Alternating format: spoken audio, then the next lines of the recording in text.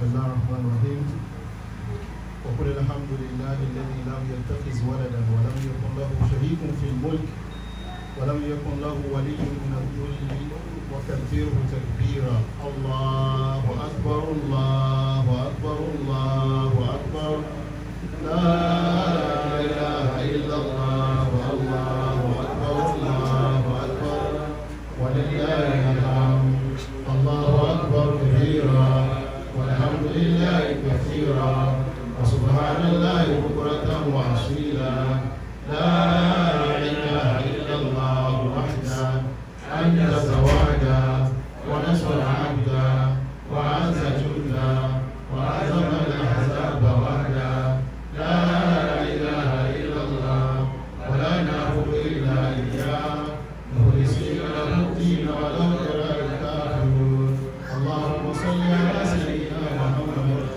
وعلى آل سيدنا محمد وعلى أصحاب سيدنا محمد وعلى أنصار سيدنا محمد وعلى أزواج سيدنا محمد وعلى ذرية سيدنا محمد وسلم كثيرا كثيرا الفاتحة بسم الله الرحمن الرحيم الحمد لله رب العالمين الرحمن الرحيم مالك يوم الدين إياك نعبد وإياك نستعين اهدنا الصراط المستقيم صراط الذين أنعمت عليهم غير المغضوب عليهم ولا الضالين آمين صلى الله عليه وسلم. Ẹ bá ń gbọ́dọ̀ tó yìí. Tẹ̀gbìrì. Ó dàbí pé mọ̀ sí pé ọdún tuntun la wà. Ẹ bá mọ̀ kó wà lọ́dún tuntun tó bí ní ìwòrí wà lọ́dún tó wòrí. Ẹ bá ń gbọ́dọ̀ kí ẹ bá ṣe tó dà fún yìí. Ẹ gbọ́dọ̀ tó yìí. Ẹ ṣeun. All right.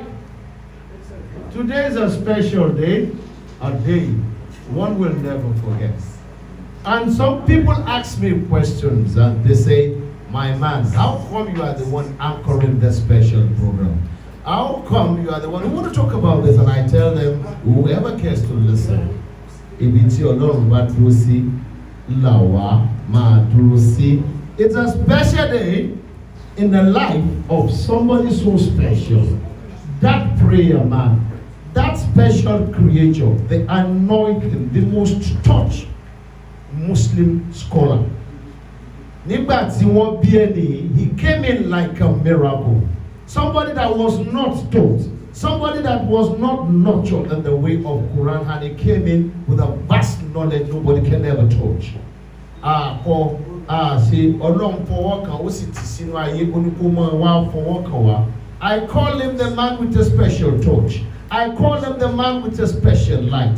I call him the man with a special knowledge that is ready to diversify, turn it around the Islamic way and make them feel socialism and religion can work pari passu together.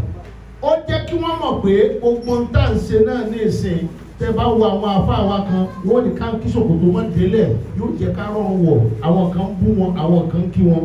Èyí tí mo wá rí to my shocker, the boys are putting it on now. Bí ló ṣẹlẹ̀ Ọlọ́run fọwọ́ kàn wọ́n ni wọ́n sì fi ń dára wọ́n fi ń dáṣà. Ẹ jẹ́ ká gbọ́ náà tóbi lẹ́ẹ̀kan sí.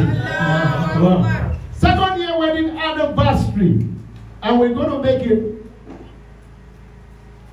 with a lecture of things and turns in marriage. Kí làwọn nǹkan tá a lè fi gbé ìgbéyàwó dúró? Kí làwọn nǹkan tí lè wọ́ òfin lè dàrú? Òun ṣe ní fẹ́ẹ́ nìkan bá rí mi lórí ìjókòó mọ̀ pé màálù tó bẹ̀rẹ̀ ẹ tó jí màálù tẹ bá ní ọmọ wá sí campaign ẹran báwo ló ṣe jẹ́ ṣùgbọ́n ẹja tún gbọ́dọ̀ tóbi lórí ẹ̀. Èmi ni mo bá wí fúnra mi Ọlọ́run ló ṣe bẹ́ẹ̀. Wọ́n ní ká máa gbà mí Ọlọ́run tó bá ti fún wa àmì ní tí gbogbo èèyàn bá ń ṣe ẹ̀gbà bẹ́ẹ̀. Ladies and gentlemen, second year wedding anniversary of the Sanusis. La fẹ́ ṣe lénìí. Làwa fẹ́ sọ̀rọ̀ nípa èdè láti máa béèrè ìbéèrè. We ask one or two questions. Ẹ̀yin èèyàn tẹ́ ń wò mí gbogbo yín, wọn máa pè yín, màá kọ́kọ́ kí yín lẹ́yìn ọkọ̀ọ̀kan, màá kí yín ká tó wá mú àwọn tí ìfẹ́ dárúkọ ẹni náà. Ẹ jẹ́ kí n bẹ̀rẹ̀. Ẹ jọ, ta ló ṣọlọ́kọ̀ gbogbo wa wá sáyé? Allah ló sọ lọ́kọ̀ wa ẹ wá gbọ́dọ̀ tóbi. Nígbà tó náà wá ló ń sọ lọ́kọ̀ wa ó fáwọn méjì ní instrument kan ó ní kan pàdé.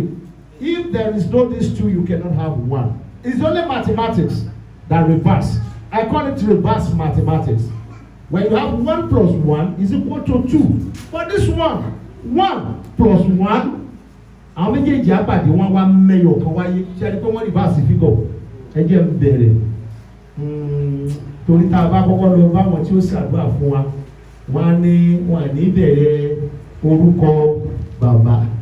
Orúkọ ìyá wa náà máa wá béèrè. Mo wá wò pé láyé DNA yìí gan Ọlọ́run rí ṣe torí ìyá ló lùmọ̀ ẹ tó lọ mọ́. Ká ní pé bàbá lọ́lọ́run fi béèrè DNA tá a fi gbàdúrà àgbẹ̀yà àdúrà tí wọ́n mọ̀ lọ tréyìn. Bí ọ̀rọ̀ olórin kan ni wọ́n mọ̀ gbá pẹ́nátì lọ tréyìn straight ní lábàá ti ṣàdúrà tán. Ìyá wa ìyá tẹ́yìn rẹ̀ dá lójú ayé ẹ̀. She is a woman who gave birth to this special boy. The man I call the light in many darkness. Ẹ bá mi kí ìyá wa Alhaja Mariam Ashabi Sanusi. Ẹ bá ń gbọ́dọ̀ tó bí ẹ ti kí wọ́n mọ̀ fún ọ látẹ̀wọ́. Àwọn ni Alhaja ìyá tó bí ẹni tí ó níyàwó tá à ń ṣe àjọ̀dún ọdún kejì ẹ̀ tó ní tínú mi ń dùn lọ́wọ́. Màá tún wá lọ sọ́dọ̀ àwọn onímọ̀ wa, the people who have 1 or 2 things to tell us and they reverse our yesterday to remind us. Today, they shape how we're going to walk and make us look into the future. Àwọn wa máa tanná sí nǹkan tó sọ̀rọ̀ tẹ́lẹ̀ tó fi di wa pé ẹ má ṣe báyìí ẹ bá ṣe léni tí ó dà lọ́la rẹ̀. Ẹ bá mi gbé Ọlọ́run tóbi. Ẹ bá mi kí Ustaz Suleiman Mohammed Ọládìméjì. Ẹ bá Ọlọ́run tóbi fún wọn. Ẹ tún wá bá mi kí Ustaz Abdul Fatai Babatunde yá bàbá. Ẹ bá Ọlọ́run tóbi. Wọ́n kí gbogbo yín náà inú mi wá dùn gbà tí mo ti kí ìyá tí mo kí àwọn àfà ẹnìkan wá ní kí ni ń fi dé mo wá fẹ́ fi gẹ́gẹ́gẹ́ gẹ́gẹ́gẹ́gẹ́gẹ́ dáadáadáadáa dáadáa. Ode 221 yé máa sun ọmọ gbàgbó. Ode 221 yé máa sun gbàgbó. Àgbàdo 221 yé máa sun gbàgbó jẹ́. Mo fẹ́ kí ọmọ alálùbáríkà. Èmi a máa rí máa dì mọ́. Wọ́n ní sáyé mo ti pẹ́ nú eré mo ní lọ́mọ bọ́lọ̀ ọ̀rọ̀ query. Ẹ tọ́lọ̀ ń gbà fún tọ́ bá ti mọ́lé àlùbáríkà ti bẹ́ẹ̀. Àwọn àfáà wa ló kọ́ wa bẹ́ẹ̀. Èmi ń fọwọ́ ra lára ni. Ó rò mí mo láìkí. Ayé lè mi ń fọwọ́ ra. Àwọn tí jáde Ọlọ́run tí àdúrà fún tó fa mi Ọlọ́run lé lórí kó máa bí mi náà. Ladies and gentlemen, we have that wonderful musician here. I call him musician with stone. He was the first musician. I saw him singing. He was clapping everywhere. I was like, whoa, how are you going to do it? And he does it all the time. Àmì Ọlọ́run ló ń gbè fún ló wà lára ẹ̀. Ó kọ́ kò yé wa àtijọ́ fún bí ọdún méje nìkan wá ní kí ni tó máa yé máa sùn ó ní kò máa yé mi. Àlùbáríkà lèmi máa ń jó sí lọ. Kó tó wá ṣàlàyé fún mi pé má sùn gbogbo ibi tí orí ẹ bá wà tètè lọ mú kọ́ jẹ́ ọ̀tọ̀ jẹ́ mọ́ lára. Ladies and gentlemen, very welcome small doctor. Òun náà wà lórí ìdúró lẹ́yìn. Ṣé ìgbà rí? Ẹ bá gbọ́dọ̀ tóbi fún ni ẹ máa fún látọwọ́. Orí Ọlọ́run yẹn máa sọ fọ́lọ́ pé tá a ṣe fún yóò tí tó. Extra large sí pọ̀. Ìtọ́ ń lò lọ́wọ́ small doctor. Tọ́ ń lò lọ́wọ́ ìka àná fi gbé o. Eré BRT sí ń bọ̀. Èyí tí wọ́n gbé sínú plane 477 tí ó rọ̀ lórí ìwọ ìkan náà. Ó ń bọ̀ o. Ẹ bá gbọ́dọ̀ tóbi tèmi náà ń bọ̀. Ladies and gentlemen, ẹ̀yin tẹ́ ẹjọ́ kò mọ gbọ́dọ̀ tóbi náà tẹ́gbìr. Ìwà ni wọ́n mú ilé ọlọ́kọ̀ọ̀kan àti ṣe kíní ìpápàpà.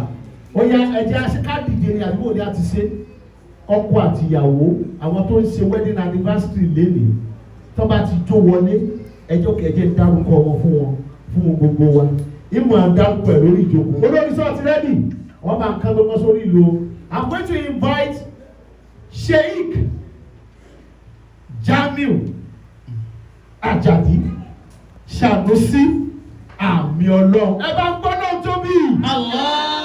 Àti ìyàwó wọn Alhaja Bilkis Ọlọ́ládé Àríkẹ́ Sanusi àmì Ọlọ́run. Wọ́n wá gbé ọmọ alálùbáríkà ọ̀dání Dahim Ọládìní Tálàáfíà Sanusi ọmọ àmì Ọlọ́run. Ẹ jẹ́ kó ọmọ ọjọ́ pẹ̀lú àlàáfíà olórí máa ń forí gbé wọlé bóyá.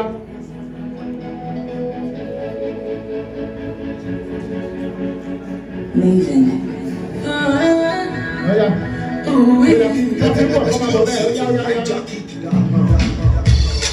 Girl, I have a question to ask you today. Will you marry me if I bet you today? She said, you don't even know my father. Oh, the mommy right. You don't know me. Yeah, bring it down. Bring it down for me. Yeah, that is there coming now. I want to hear what we are not allowed. I want my review. You DJ, we are coming into money for me. She said, you don't even know my father. Oh, the mommy right. You don't know my mother. Can you tell me? I want to say you remember my father.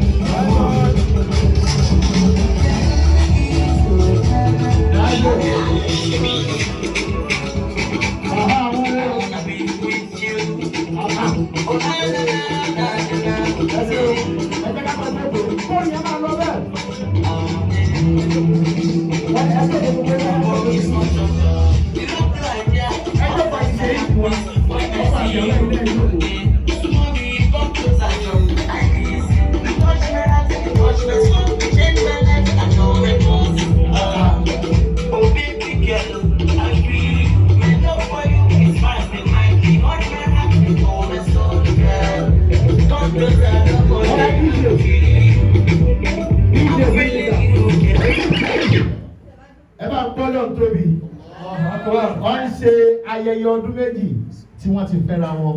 Second year wedding anniversary, and nígbà táwa gbọ́ èmi àti small doctor gbogbo wa foríkorí pé ẹ jẹ́ kí ẹ mọ̀ wò ó fẹ́ ẹ yà bọ̀ lọ́wọ́ àbí ọlọ́run lára mi tẹ̀lé.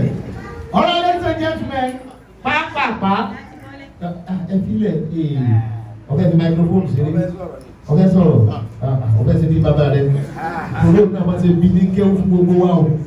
All right, ladies and gentlemen, máa béèrè pàápàá lọ́wọ́ wọn. Ṣẹ́rí béèrè yìí òun ló fẹ́ di tíìmì nímú. Tons of things on how we are going to organize our home. How do we make things work nílé wa? Àwọn ẹlòmíì nígbà tí Ṣèyíkì fẹ́ níyàwó wọ́n ní tí ò lè pẹ́ Ṣèyíkì ó lọ Amẹ́ríkà ó lọ gbá ó lọ àwo ó ṣe gbogbo ẹ̀ ọdún méjì mọ̀ tí ń lọ. Ọmọ mọ̀ ti dé. Ẹ bá gbọ́dọ̀ tóbi ẹ bá nígbà bẹ́ẹ̀. All right, I will ask questions. Ìwọ̀n afẹ́ kó jẹ́ mi nìkan o. Ìyá wa máa ń ṣe fún mi láṣẹ kí n bẹ̀rẹ̀. Ìwọ tó o bá ní béèrè náà, àmọ́ tí n bá ti béèrè, má béèrè o. Èyí tó o bá fura kó yẹ lẹ̀, èkó o béèrè. So we're going to ask questions. I will ask. Ìyá mi, Àríkẹ́, are you ready, ma? Yes. Sanusi, Abiolong. Yes. Ṣèyíkì mi ṣe ready?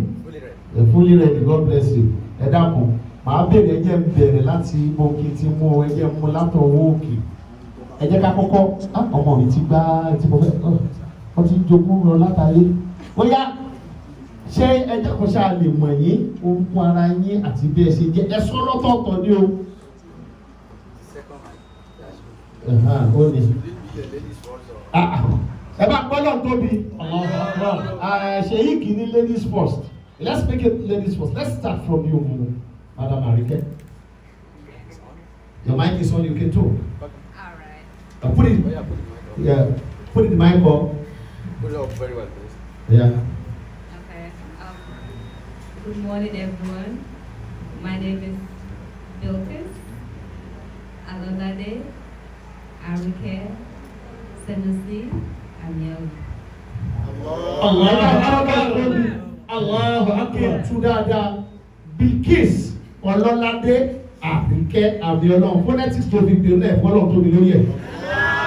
Ẹ̀rọ bá ń gbé fún Ṣèyíkì mi káwọn náà bá mi sọ ti ọ́. Well, alhamdulillah, my names are Sheikh Alhaj Muhammad Jami Ajadi Sanusi, popularly known as Amiolo. Ajadi ni Jamiu. Kárí. Ó yá. Ajadi ni Jamiu.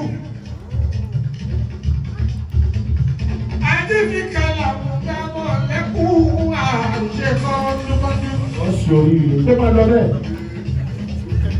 A fẹ́ mọ̀ wọ́n ni let's meet you. Wàásù ń meet wọn lọ́wọ́.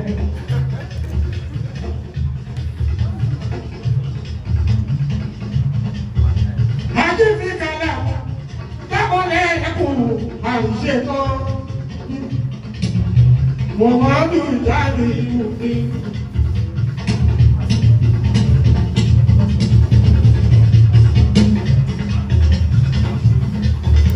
Ẹ̀yàwó ọmọ mi níyàwó ọmọ.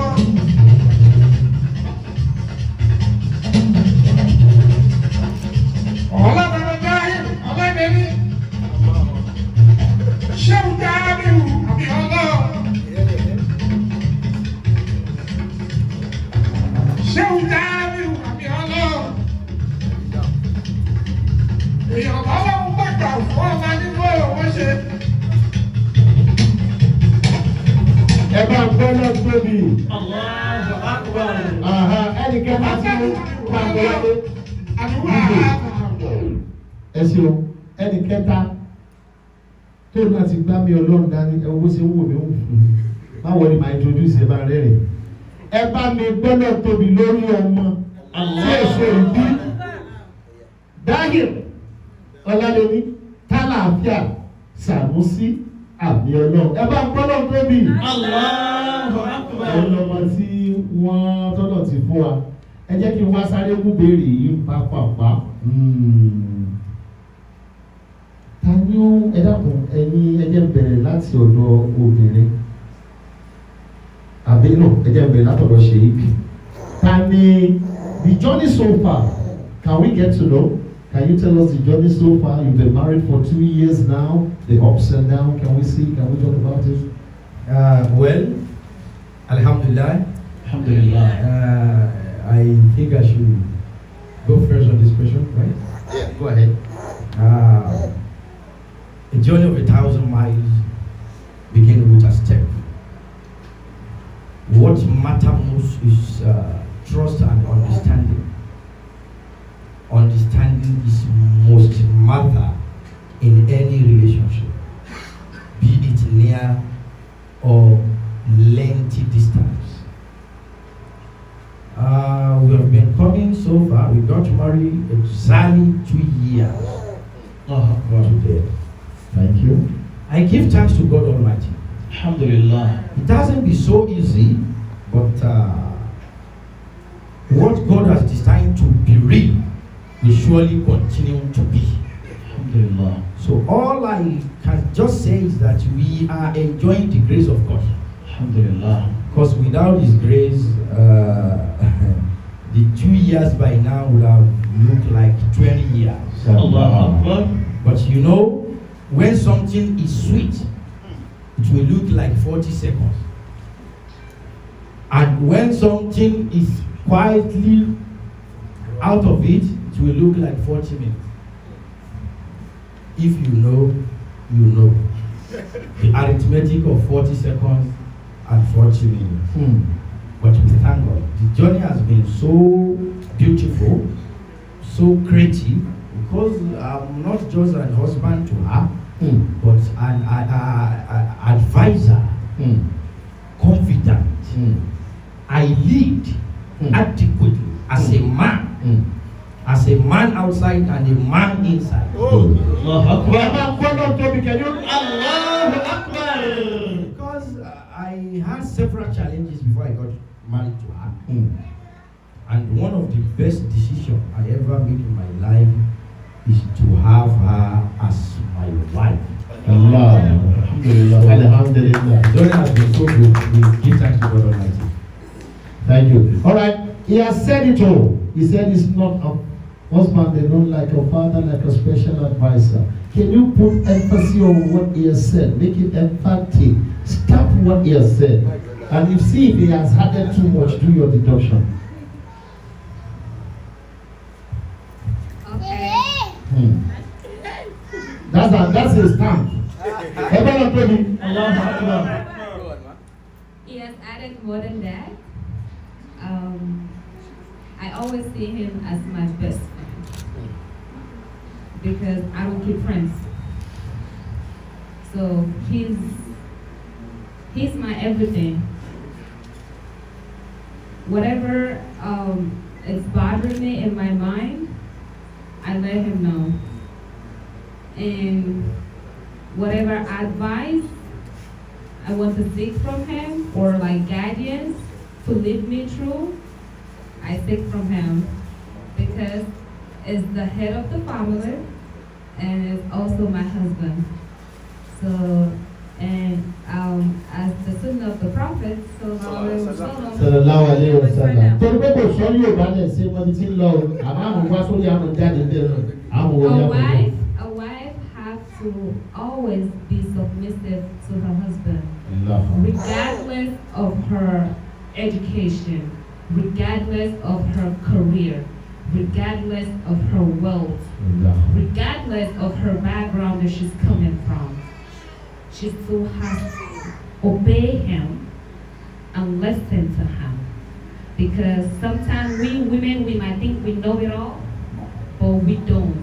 Because usually the men don't talk, but the women, we express, we talk. We talk in details. But men see things logically. All right. Thank you very much. I don't go deep into that because I have a question that relates to that. Mrs. Arike, no matter how little, or Baba Jayo and but in here I be advice Lara. My question, sir, about home microphone. Yeah, Papa.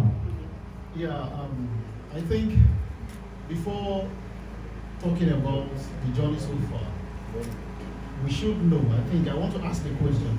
How did you feel on your first date? How did you feel on your first date with Sheikh? And I would like to ask Sheikh as well, because out of many decisions, you have chosen her and she has chosen you. The day you first met, how was the feeling? So I think before going into the details of how the journey began and all of that, let's know the feeling of that day. God will bless you. If I'm going to be like the baby, how will I say that they don't know what you are? Alhamdulillah. Alhamdulillah.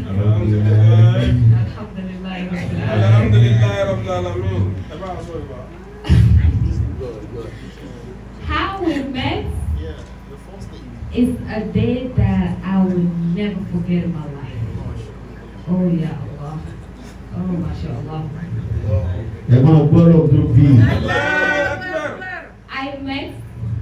I met him at Dallas, Texas. I'm from Texas. United States of America. Yeah. Bababi. Let's go. I'm from Texas. My parents based in Texas, but I schooled in Tyler, so it's like 2 hours drive to Dallas. That's what it is. So in our masjid, I do a lot in the masjid. So I go for we do platform every year.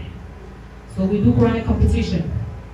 So it's all from chapters from different states: California, New York, Miami, Florida, all of us. It's a lot of people. Sometimes 20 contestants that I do.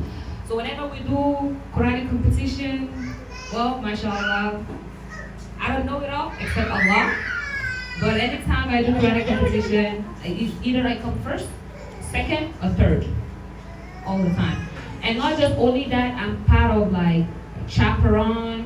I do give lectures to kids as well, like from ages, I would say from 8 to 12 above. I do give lectures, I anchor program as well. Even Sheikh, when he came to Miami, Tampa, Florida, he actually saw me as well. So yeah. But how we met was very fascinating. And Allah is great. Allah is great. Allah. So I came down to see my family.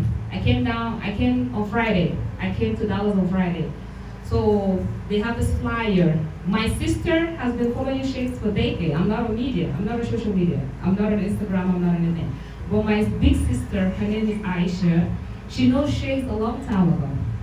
So when the flyer came in, so at the dining, she was not saying, oh, the Sheikh Amir is coming. I said, who's the Sheikh? I don't know him. I don't know him. And she knows I don't know him. So she's like, this Sheikh is good. He's rolling. Look at his followers. Look at his followers. I don't know all the stuff. So she was like, let me show you his house. That was the first thing she did. I saw it, I said, oh, nice, mashallah. That's what I said. So she was like trying to make me feel into the conversation, but I wasn't feeling into the conversation. So this is one thing I said before I went upstairs. I said,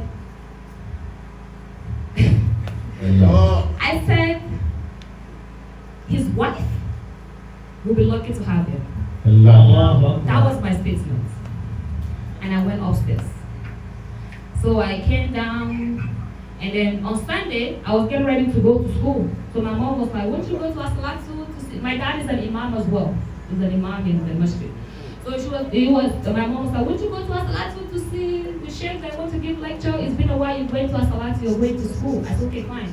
Let's go to Asalatu to see the sheikh. So, and while we're getting dressed up, we finished, and my dad left us to go and see Sheikh in the hotel first before they bring him to the masjid.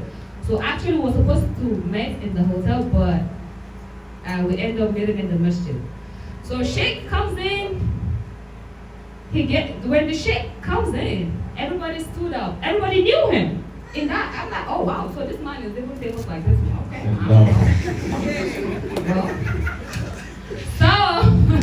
So everybody get up. So they were singing, and I get up. I said, oh wow, that's the Sheikh. Okay, all right. So he came, he gave lecture. So I'm into all this lecture thing. When I hear the word of Allah, I'm a liar. I give it to my 100% into it. Yes, so I pay closely attention to it. So when he gave lecture, I was like, "Oh, this is the real and verified Sheikh. This is a confirmed Sheikh to me. It's confirmed, you know." So he gave the lecture, he did, and then he made a supplication.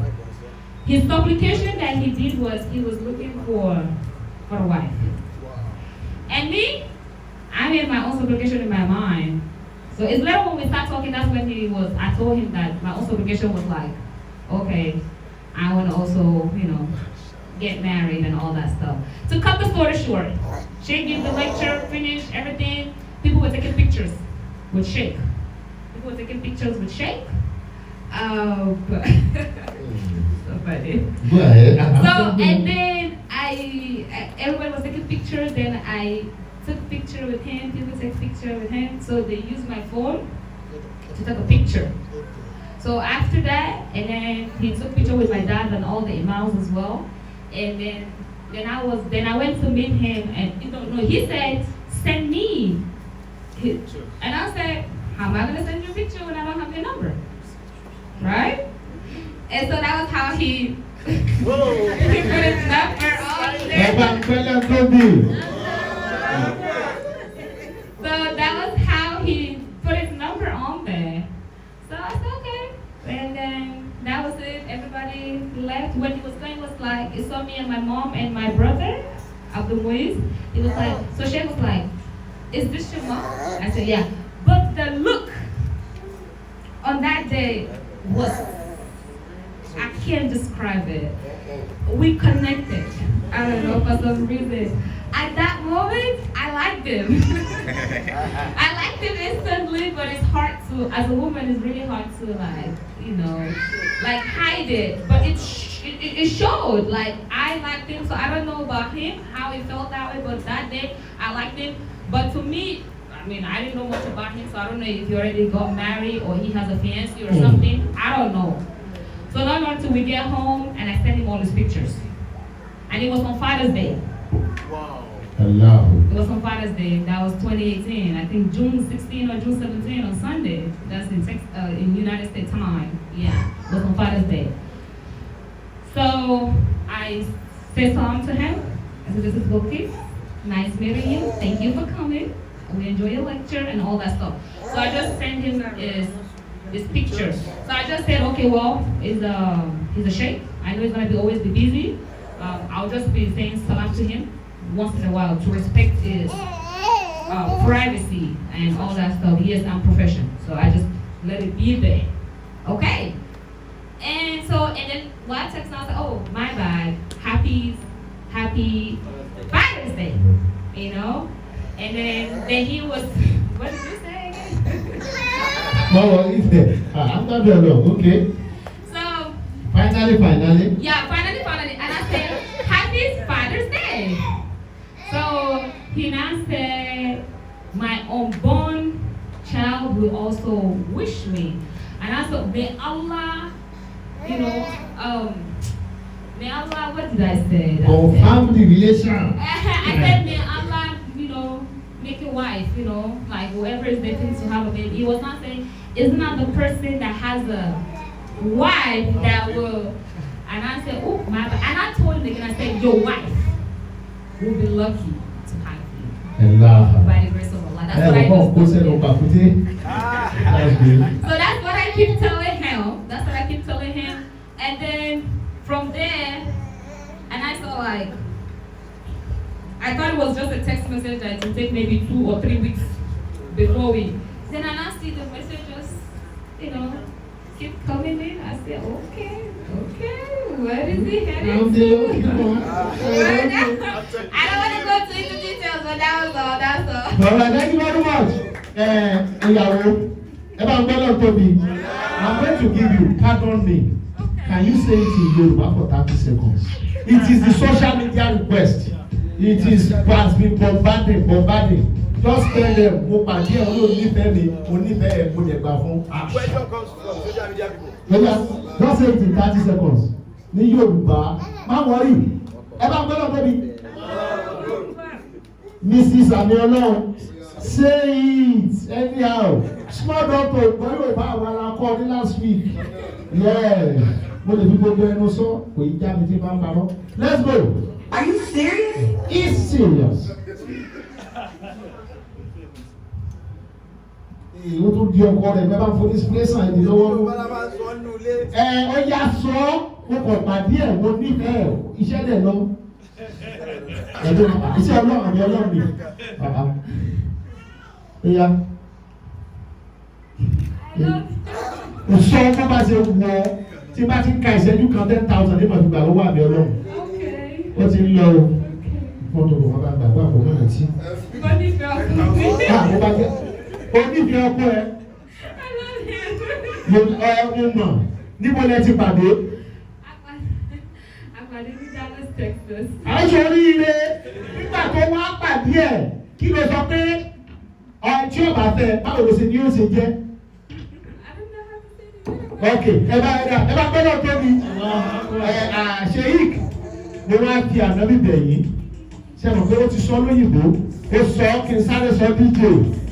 Ọwọ́ yín ó lè pàdé ẹ̀ àwọn ọmọ ń ka kéwú. Ó láìkì kéwú, ìyàwó wa láìkì kéwú. Ó sì rí Sheik wa, ó lòun èsì lórí social media. Ó wá lẹ́yìn tí ọba fẹ́ lè àmì ọlọ́ọ̀ ti wà lára rẹ̀, olóríire ni ó ní lọ́kì. Kò wá mà pé òun ni à ń bá wí. Sheik wa náà sì ré ó ní lẹ́kọ̀ọ́ Nàìjíríà ó lọ sí Amẹ́ríkà àmì ọlọ́run ló gbé lọ bẹ̀ pé lọ́ọ́ pàdé táyàn fún ọkọ̀ wọn pa lọ́wọ́ àlàáfíà. Ẹ bá gbọ́dọ̀ tóbi ẹ̀mí àwọn sì fi wá ṣe táwọn wá fẹ́ra àwọn tọ́lọ̀ sì gbà fún wọn èèyàn ọlọ́run. Sheik ó ti sọ ti ẹ̀jẹ̀ gbọ́ ti yín ní ìṣẹ́jú kan ní Yorùbá ní owó òwe ìgbò ìbò. Màá sáré summarize ẹ̀. Àkọ́kọ́ ni pé wáàzí lèmi lọ ṣe nílùú òyìnbó l'Amẹ́ríkà mo dẹ̀ láti gba láàdá bẹ̀tì Ọlọ́run kádàrá wípé òun máa fún mi ní làádá. Wáàzí tí mo lọ ṣe iṣẹ́ láàdá ni Olúwa wá fi Bìlíkísì ṣe làádá lórí láàdá. Ṣé rí lọ́dún yẹn ọjọ́ àmì ni wọ́n ti kọ́kọ́ pè mí sí Dallas yẹn mi ò lè lọ lọ́dún yẹn wọ́n tó á pè mí lọ́dún mi. torí pé ìyàwó kò tí ì sí bẹ́ẹ̀. Torí ọdún àwọn ẹ̀dín bá lọ kò lè sí ní Dallas lọ́dún yẹn. Allah. Ohun tí òye yẹn yí Ọlọ́run. Bí eré wà síkàsí. Ní wà tó ìṣe náà ọ̀rọ̀ ìfẹ́ jáde ń bẹ́ẹ̀ ọ̀rọ̀ ìmọ̀. Ẹni yẹn sábà ya fọ́tò gbàgbà sí náà pẹ̀lú àtọ́ àwọn dáàdi wọn ti wá kí mi. Òun nìkan ni ọ̀tẹ̀lé wọn wá. A dẹ̀ ya fọ́tò pàtàkì wá sí. Fóònù tí a jí àlàfi ya fọ́tò. Lẹ́yìn yẹn wọ́n wá ẹ bá mi sẹ́ndì àwọn fọ́tò tí àyà wọn báwo làwọn ṣe sẹ́ndì ẹ̀ wọ́n ti sọ sọ́lẹ̀ kan wọ́n bá sẹ́ndì ẹ̀ sórí fóònù bí adigun fóònù nàmbà ara wa láti bẹ̀rẹ̀ sí ní sọ sẹ́ndì ẹ̀ pé Yorùbá ní ọwọ́ ní síwájú yó bẹ́ẹ̀ni nǹkan kan ṣáṣáájú nǹkan kan tẹ̀lé ṣùgbọ́n adúgbò lónìí ìyókù ó ti padà di story because ẹ má ṣe ìgbó ẹ má bínú àṣẹ ìgbìmọ̀ tó bẹ́ẹ̀ àwọn social media wọ́n pàṣẹ wọn. ẹsẹ̀ adúgbò lọ́dọ̀ pé olólùfẹ́ wa adúgbò lọ́dọ̀ pé ìjọba Ọlọ́run ní bínú sí wa so bẹ́ẹ̀ mi àtàjì àṣepàdé ọ̀nà ara ńláńlá mi Ọlọ́run kan kádàrá pé nǹkan tó ń máa ṣe nìyẹn because time yẹn èmi ṣẹ̀ṣẹ̀ jáde nínú kùndù kan ẹ̀mú tí o bá pè kùndù bí swamp èmi ṣẹ̀ṣẹ̀ jáde nínú kùndù àwọn kùndù fẹ́ kan ní. Alhamdulillah. Ọlọ́run tó ètò dẹ́tò so inú mi dùn láti jẹ́ pé kò síjọ́ tí máa rántí ọjọ́ yẹn tí mi ò fi ń ṣe àmì ìgbà date by ta lọ sí wá sí ibi báyìí ọjọ́ àmì ni o torí bá a ṣe rí láńjọ́ yẹn kò dìgbà tí yàrá yà ń sọ̀rọ̀ nǹkan kan connect nǹkan kan sọ̀rọ̀ àmì Ọlọ́run sọ̀rọ̀ bẹ́ẹ̀ o very clear ó hàn gan níbi pé àní much say it was just body language and everything is just perfect. ẹ bá gbọ́dọ̀ tóbi ó má jù bẹ́ẹ̀ lọ ṣeun gan tí mo wá fẹ́ béèrè rí ẹ má bínú I will always start from you àwọn olóyìnbó wọ́n ní ladies first àwọn tó bá di jó ogun àwọn ọkùnrin la máa ń síwájú ẹ bá gbọ́dọ̀ tóbi small doctor ló ní ń béèrè peter ló bẹ́ẹ̀ sí ní sọ òyìnbó tí tó ń sì kọrin olóyìnbó tí gbogbo ẹ lọ fítífítífítífítí lamẹ́ríkà àrùn ọmọ ọkùnrin ká tó gbé èbó bíi ti yín kẹlẹ́ fẹ́ pín irú ẹ̀dí sì rè you get oye o àgẹ́ gbogbo wa wà bẹ́ẹ̀ ẹ̀ ń wo fídíò ẹ̀ wá rí kankan nu wa tó lámì Ọlọ́run lára kí lẹ rí tó fi jẹ́ pé èèyàn Ọlọ́run ṣé ìbéèrè tí mo béèrè màá béèrè nǹkan mi lẹ́yìn ẹ̀ pé àfa àtàtẹ tọ́lọ̀ bá fún nímọ̀ yóò béèrè ẹ̀ kí lẹ rí tó fi jẹ́ pé àmì Ọlọ́run lẹ́yìn níbèrè léèbó ó bá wù yẹn ní mo ní ẹ kí yín ó yá tẹ́ bá dáhùn ẹ dáhùn ẹ lóyìnbó ẹ wá fi Yorùbá díẹ̀ sí ó yá small doctor sọ̀rọ̀ gan-an microphone rẹ bá mú ó yá. Okay. Well, we plan, but Allah is the best of all planners.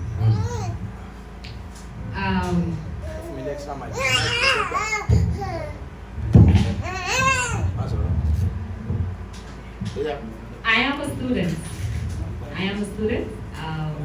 I base on campus, and of course, I'm also part of MSS. So I'm part of the oldest Muslim student organization on campus. So there's a lot of brothers, sisters, and all that stuff. And to be honest, to your question, don't you see any young Muslim guy there? You be going to Asalatu, and some guys are there. I want to know about them. Báwo ló ṣe jẹ́ l'Amẹ́ríkà nínú yàyà mi? Okay. Ẹ sọ Yorùbá sí. Ẹ̀rọ ẹ sọ Yorùbá. Sheikh ẹ ti jẹ mí 10,000 kàtẹ́lẹ̀ ọlọ́run tún gbàdúrà mi sí kejì báyọ̀. No problem sẹ́yìn lẹ́fún mi ni. Ẹ sọ Yorùbá. No problem mo wá sí Sheikh yóò san. Ó yá. Okay, only 20,000. Hold on, go oríire mi nìkan náà dà fún. Alright, let's go. Yeah. Okay. So most of the event, a lot of whenever I finish running competition, I do see some mothers Mothers. that will come and meet me and say, oh, Assalamu alaikum, like we have our son. Like there's actually one that was supposed to be a doctor before Sheikh. Yeah, it was supposed to be a doctor. So like the mom will actually come and meet me, oh, you recite Quran beautiful, you do this, can we give you like, you know, our matchmaking. Some of the parents do come meet me to like approach me, but for some reason Allah is great. I don't feel it. Allah. I wasn't feeling it because my prayer to Allah is like, I want to get married to someone that is more knowledgeable in Islam. Allah.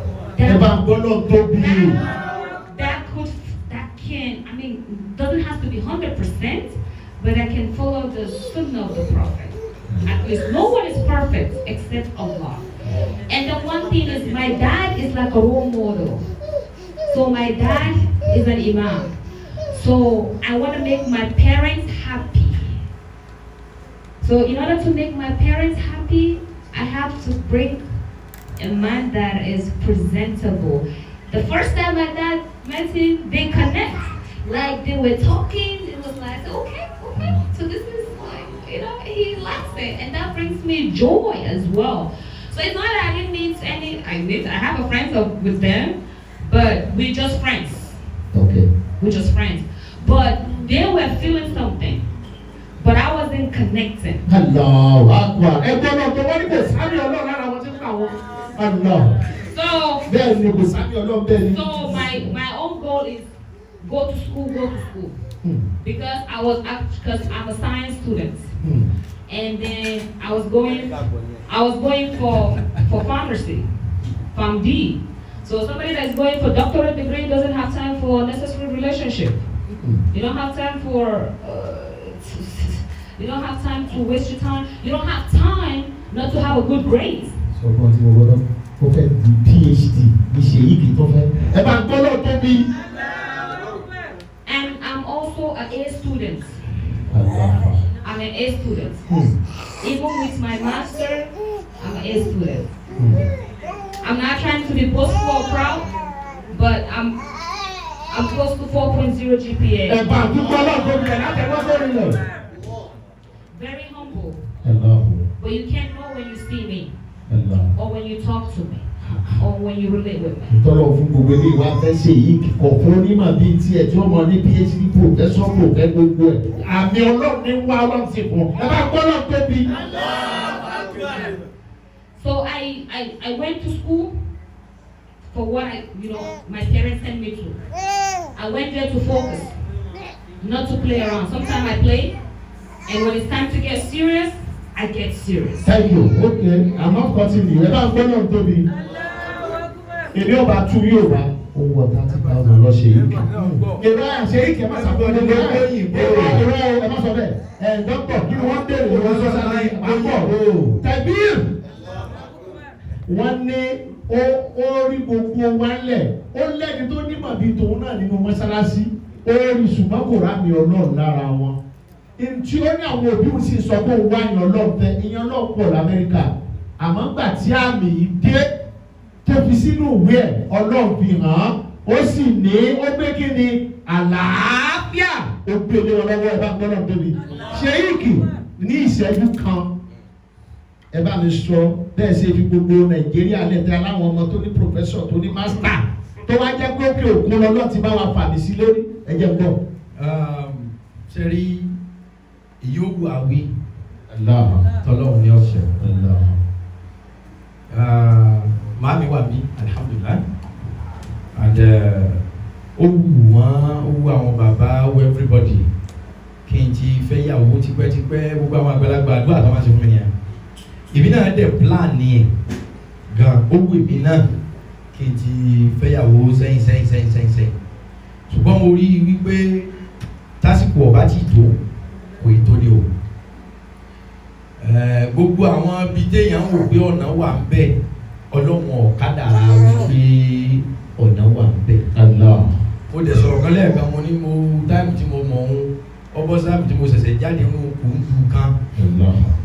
It's a lot of story, and the rest is now even story. Okay. So Ọlọ́run ló kádàrá bẹ́ẹ̀. Àkọ́kọ́ ibi iṣẹ́ mi lọ́lọ́run ti ní kí n pàdé ìyàwó mi. Iṣẹ́ wo ni iṣẹ́ mi? Pẹ̀lú gbogbo iṣẹ́ tó lè wù kí n máa ṣe, but iṣẹ́ tó jẹ́ iṣẹ́ mi tó ga jù náà ni iṣẹ́ wáàsí. Ibi iṣẹ́ mi lọ́lọ́run ti ní kí n pàdé ìyàwó. Then ó jẹ́ kí ìyàwó mi náà ó rí bí mo ṣe rí in terms of as a Muslim.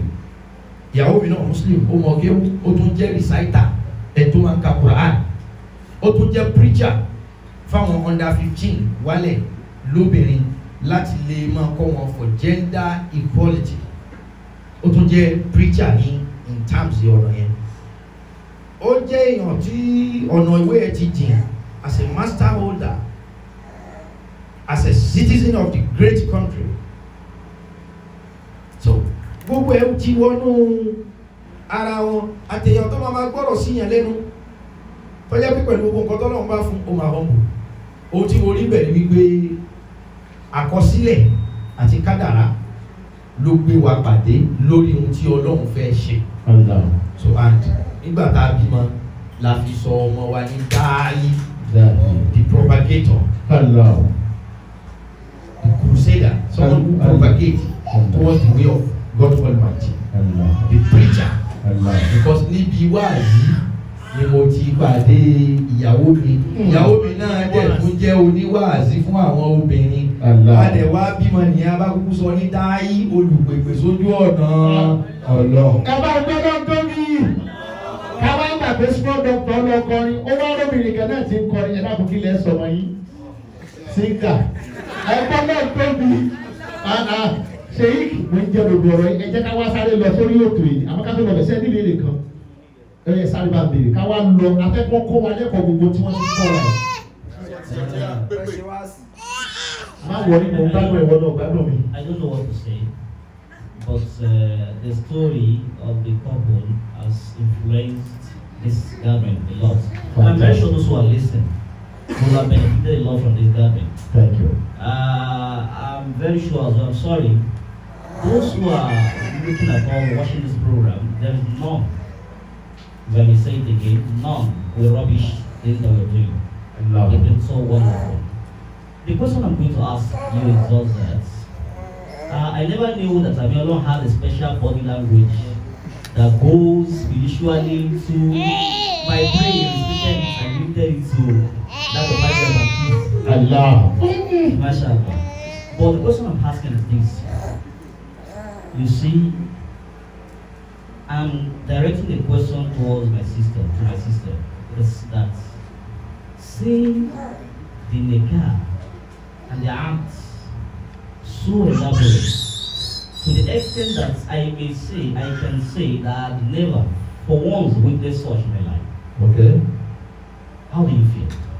What are your feelings, your reactions? Because I never knew maybe you've seen that or you've witnessed such, that maybe one of your friends have been opportune, to have had such a very magnificent and elaborate nikah. Because what's the name? Significantly, simultaneously in the US and Yes, US and Nigeria. How do you feel on that day? How do you feel? What are your reactions? Give it to her. 1 minute. 1 minute. I can't explain it. It's on that feeling is undescribable. It's a feeling, and that's when I know how big it is. I'm like, oh wow, so this light is so big like this, even in Nigeria. Because I'm a very shy person. I'm very shy. But I felt so happy, like the joy in me.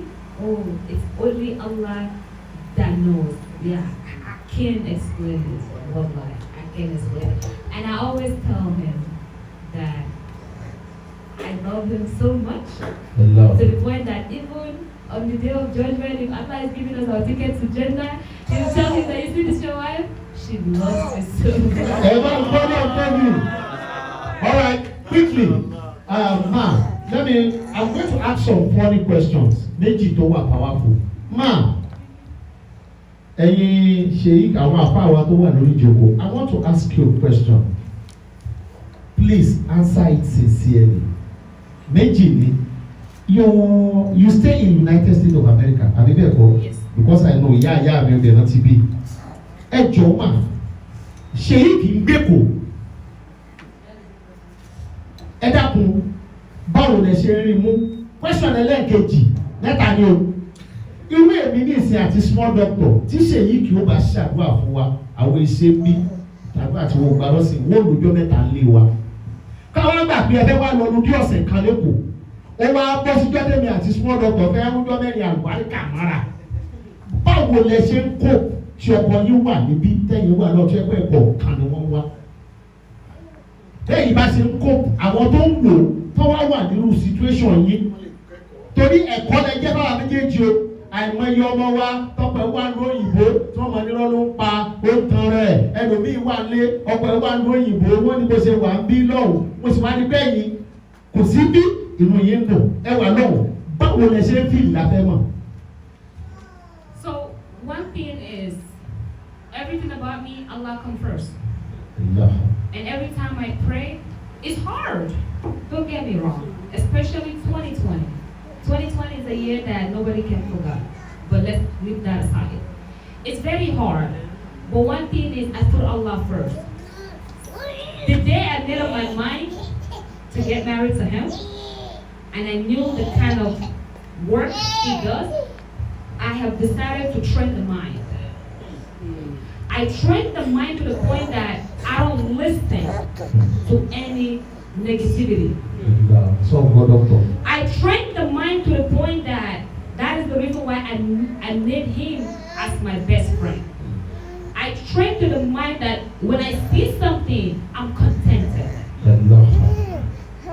When I see something, I say Alhamdulillah. Allah. Because I know it might be rough now, but I try to think about the future. Because I know at the end, it's gonna be all rosary and it's gonna be all light at the end of the tunnel. Mashallah. That's it. Ẹ bá ń gbọ́dọ̀ tóbi fún. Thank you very much. Ó sọ ó lóun ti gbà fọ́nà pé àyànmọ́ tọ́nà ń yàn mọ́ òun rè tó bá sì fẹ́ rálùbáríkà àwa tọ́kọ ń ṣàdúrà fún yẹn ibẹ̀ làlùbáríkà òun ti wá. Tó ọ̀gá tó ń fijọ́ mẹ́rin lẹ̀ fún wa o nítorí òun fi rẹ́rìn dalẹ̀ káyọ̀ tó owó fi kú títí dọ̀jú alẹ́ nù. Ẹ bá ń gbọ́dọ̀ tóbi fún obìnrin. Ó ní kí gbogbo ẹ̀yin obìnrin tó kù tó bá wẹ lẹ́nu bí ṣe kì í ṣe máa ń sọ. Bí ṣe kì í ṣe máa ń sọ fún èmi tí bá ń ṣe wọ́n máa sọ̀rọ̀ kan báyìí tó bá wọ lẹ́nu kó sọ bẹ́ẹ̀ mi yín bá ti mọ́ sọ́dọ̀ Ọlọ́run ẹkùn mi tó kù lẹ̀ kó mọ́ bá lọ. Ìtọ́ bá wù yín kẹ́ ẹ ṣe mọ́lẹ̀ ní tẹ̀ ṣe ìrọ́ọ̀gì kò yẹ kẹ́ ẹ ṣe báyìí ìtẹ́ yìí mọ̀ tẹ́ lè fi sọ fáwọn èèyàn kọ́ lọ́ọ̀ wà nù ẹ ṣe nù. Sheik èmi náà wá fẹ́ béèrè lọ́dọ̀ yìí kó má dàbí káàmpì sílẹ̀ rẹ̀. Ẹ má bínú ẹ má ṣe small doctor ní glucose ní ó kàn yín. Àìmọye èèyàn tí wọ́n ní ọmọ rí abọ́ wà lé ìyá abọ́ mẹ́ta èsì sí òkú oúnjẹ. Ìyàwó ń bẹ l'Amẹ́ríkà ẹ wá wo tó ọmọbìnrin sọ ọba gbọ́dọ̀ tóbi fún àsìkò COVID-19 ok ìfẹ́ gùn mí mi ò ṣàdúrà fún small doctor àti Saheed mo fẹ́ fò lọ mú ìdírají báwo COVID-19 bá ní bàbá bá rí bá yóò lé.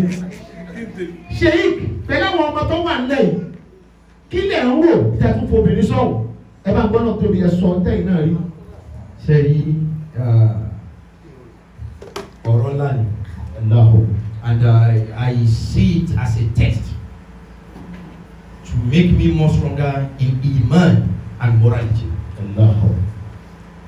Ṣé rí ìgbà tí a fẹ́ ajé ní Dallas, the first step gẹ́gẹ́ bí ọmọ Yorùbá ni wípé téèyàn bá fẹ́ yàwó ó máa ń gbé yàwó ni.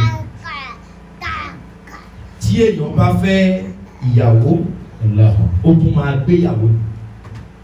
Dallas ni mo ti fẹ́ àjíà ibẹ̀ ló gbé l'Amẹ́ríkà pẹ̀lú àwọn fábílì wọn Imam Abdul Wahab àtàwọn ọmọ wa àtàwọn àbúrò àjíà àtàwọn ẹ̀gbọ́n ẹ̀.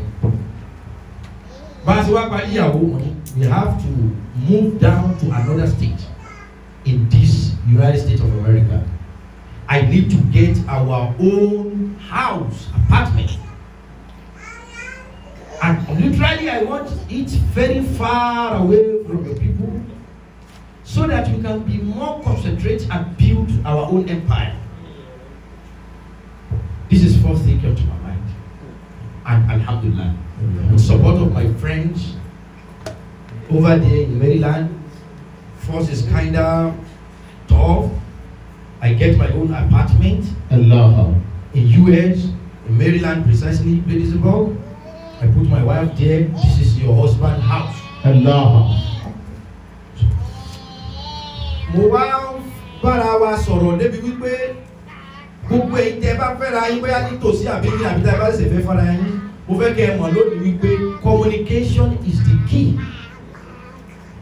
No matter kódà tẹ́ bá wà nulẹ̀ tí communication ò bá sí ẹ̀rí ẹ̀dọ́ ara yín, tẹ́ bá dé tẹ́nìkan wà láyé tẹ́nìkan wà ní ibi tó jìnnà, tí communication bá ti wà instant and constant communication, that's just the key. Ẹ bá la Yorùbá ká máa pera wa lóòrèkóòrè àti ní léraléra. So ó máa help gan o, kò ní fi opportunity lẹ̀ láti lè ro àwọn èrò kan àbí because every minute ó ti pè video call or voice call, like we are more connected and even closer to some extent pé àwa gan yìí fẹ́ believe nígbà míì wípé sí papọ̀ lẹ́sẹ̀kẹsẹ̀. We are together. I base in Nigeria, I base in US. She based in US and she also based in Nigeria. A máa ń gbé síra wọn ni ó lè wálé tí máa lọ àjọ padà. Ìbí náà tún lo oṣù mélòó kan, a tún lè jọ padà, a tún lè so because àwọn náà níṣẹ́ tó ń ṣe lọ́hùn, wọ́n ní so many things láti mójútó. And one thing that sábà máa sọ pé we need to plan future. Today is today, not future. But we build future from the rumble of today. And that's just what keep us moving and fine. Thank you. Ẹ bá ń gbọ́dọ̀ tóbi. Ẹ bá mú nǹkan tá a bá sọ, ó ní ká máa báyàwó wa sọ̀rọ̀ lóòrèkóòrè ká sì bìlífù nínú ara wa. Ẹ má tún bínú. Hello, Alájà. I want to ask you a question. Ṣé ní question yìí? Wọ́n ṣẹ̀ mí. Nígbà tí mo bí Sheik pé kí ló dé tó fi jẹ́ mi àti small doctor là ń jókòó. Sheik wá sọ̀rọ̀ lórí question yìí. Mo wá rí pé this question you are going to answer it, but it's very very vital. Ẹ má bẹ̀rù sí mi o. Ẹ dákun, ṣé àmọ̀ kí wọ́n sọ pé ní òyìnbó lẹ̀ ń gbé? Níbí ìlọ́run, àmì ọlọ́run, àwọn obìnrin pupa tó ń rẹwà, tó ń jáske, wọ́n máa ń fẹ́ ní káàbá ṣàdúrà. Tẹ́yìn ó bá sì déwájú àfà, tó bá ṣàfẹ́ sọ̀sọ̀rọ̀ omi ní kíyàwó rẹ̀ jókòó kí wọ́n wá pàtẹ ìṣòro omi wájú ẹ̀ excuse wa ni. How do you feel? When I say ask this question, if you answer it, you will have helped a lot of politicians, a lot of entertainers. Women come to us a lot. How do you feel when you see this angel in human skin coming to say hi to your husband and to say you want to see him privately?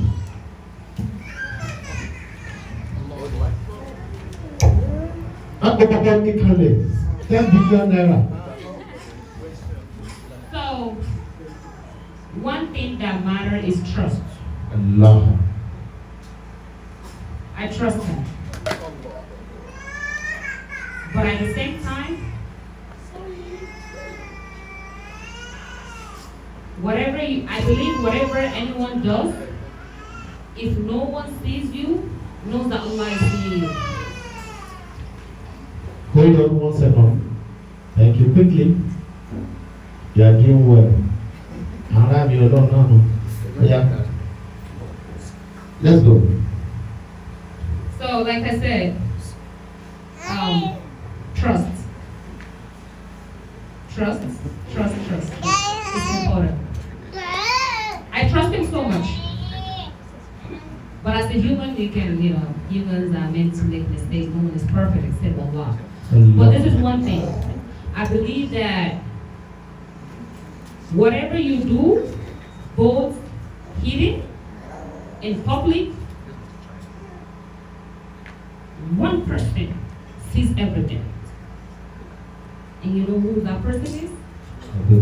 Is Allah. If my intention is clear to people, and the person is trying to do like this, I leave everything in the hand of Allah.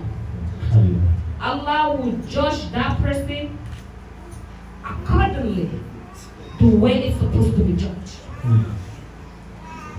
I believe if you have Allah, you have everything. So let Allah do the fighting for you.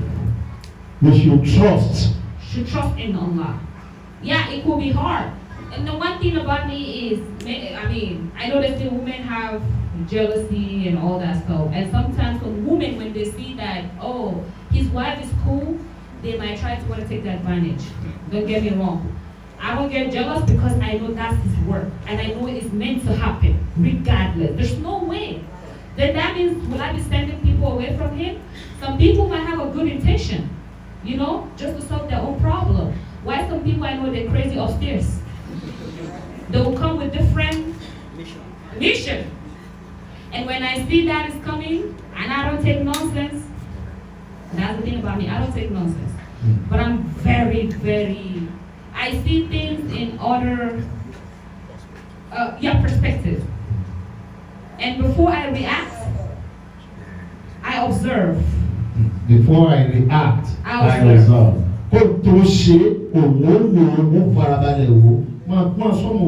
Yeah, I observe. So I'm not the type of a lady that has a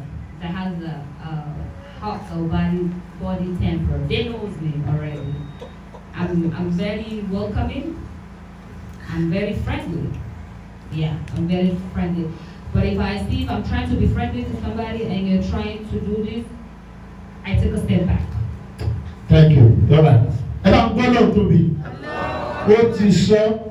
Ó ti sọ ẹ̀yin obìnrin ẹ farabalẹ̀. Ó ní ẹ fàjà fọ́lọ́ ọjà. Ẹ fẹ́ tọ́nà bá ti bí ó ṣẹlẹ̀. Yóò ṣẹlẹ̀. Ó ní ṣùgbọ́n ìwọ tó o bá wá pẹ̀lú tẹ̀sán mi kọ orúkọ ẹni tó ń fẹ́ àmì Ọlọ́run yóò hàn yóò gbóhùn sọ̀rọ̀. Òun mọ̀ pé lè tọ́ gbé bọ̀ ọ̀dà. Olóhùn sì ti wá gbàgbọ́ pé tó gbogbo ọkọ tá a bá fẹ́ láyé àbí ìyàwó trust ká gbà. Pépé èèyàn fẹ́ small doctor yẹ pé kò lè dárìn obìnrin márùn-ún ni trust yẹ tó kàn bá wọn rìn ni. Béèyàn fẹ́ ṣàìdì ẹ̀mí àìsàn fún tèmi ò tiẹ̀ fi ṣe é ṣe ṣàǹpù. Káàdì ilẹ̀ gbà tó kàn bá wọn ṣeré náà nítorí ọ̀wọ́ mi. Ìgbà ń bọ̀ kankan lè bí àti ẹ̀ wọ́n jọ kí wọ́n á lè. Ẹ̀yin obìnrin tẹ́ bá fẹ́ mi ò tẹ́ fẹ́ small doctor wọ́n ti sọ ẹ̀ trust wá àbí Ọlọ́run ó máa fara hàn fẹ́ tó bá fẹ́ rún wa lẹ́gbẹ̀ẹ́ yín. Ẹ bá gbọ́dọ̀ tóbi. Ṣèyí kò yẹ kí n bí yín àmọ́ màá bí yín náà ní tí mo béèrè o ẹ̀yin náà ẹ̀ dáhùn ẹ̀. Ṣé ìgbà tíyàwó yín wà lọ́wọ́ tẹ́ ń wò pé ẹ̀ sí ń bẹ̀ wò torí bó bá lóun wà bí iṣẹ́ tí ò sí ń bẹ̀ ó lẹ́ ti mọ̀ àbí Ọlọ́run lè fara hàn yín o bóyá ló ṣe jẹ́. Mo gbé ẹ̀yin náà tó mú góòsù àbí Ọlọ́run báwọn náà ṣe kọ́kọ́ mú lẹ́ẹ̀kan. Nǹkan tó wà bẹ́ẹ̀ tí mo fẹ́ kí ó jẹ́ ẹ̀kọ́ fún gbogbo wa. Ọlọ́run tá a sìn nǹkan ẹyọ kan ló kọ́kọ́ béèrè. Ọlọ́run á pariwo pé ẹ gbà mí gbọ́ o. Ẹ gbà tọ́lọ́run wọn béèrè pé ẹ gbà ẹ lọ nígbàgbọ́ nínú mi o. Tó bá sọ lọ tó bá rí ayọ̀ lẹ́sìn náà á mọ̀ nínú ẹ̀yin tẹ́ ẹ gbà mí gbọ́ o. Ṣẹ̀dẹ̀ rí wọ́n ń pè kí nìkan ní àwọn tó bá wà insecure. Thank God I'm not an insecure person. Kò dẹ̀ sí ohun tí ó fà á tí mi ò fi wà insecure ni pé tẹ́ ẹ bá wo ilé tóbìnrin ti jáde, tẹ́ ẹ wo àwọn tó tọ́, tẹ́ ẹ wo àwọn tó bí, tẹ́ ẹ dẹ̀ wo lifestyle tó ń live.